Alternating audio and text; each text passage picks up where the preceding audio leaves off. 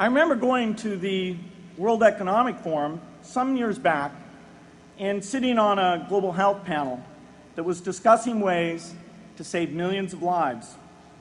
Millions!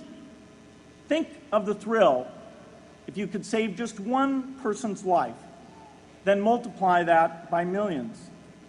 Yet, this was the most boring panel I've ever been on. Ever.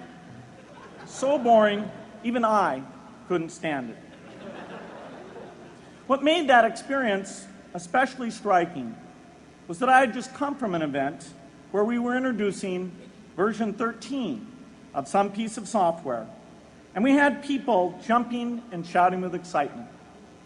I love getting people excited about software, but why can't we generate even more excitement for saving lives?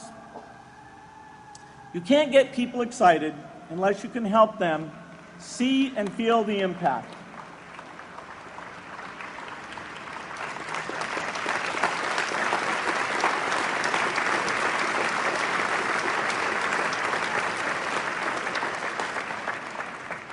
The way to do that is another complex question. Still, I'm optimistic. Yes, inequity has been with us forever, but the new tools we have to cut through complexity have not been with us forever. They are new. They can help us make the most of our caring, and that's why the future can be different from the past. The defining and ongoing innovations of this age, biotechnology, the personal computer, and the internet, give us a chance we've never had before to end extreme poverty and end death from preventable disease.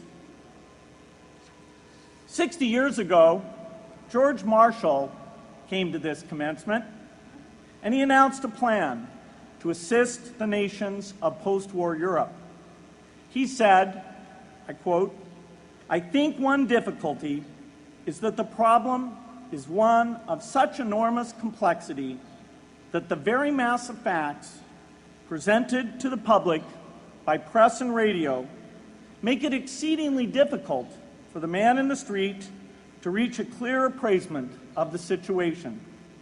It is virtually impossible at this distance to grasp at all the real significance of the situation." 30 years after Marshall made his address, which was 30 years ago, as my class graduated without me, technology was emerging that would make the world smaller, more open, more visible, less distant.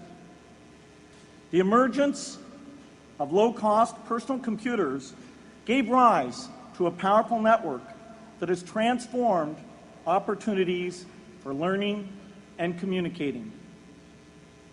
The magical thing about this network is not just that it collapses distance and makes everyone your neighbor.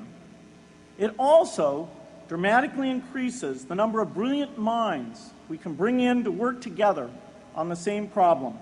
And it scales up the rate of potential innovation to a staggering degree.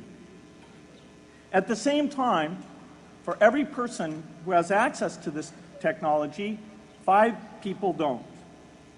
That means many creative minds are left out of this discussion.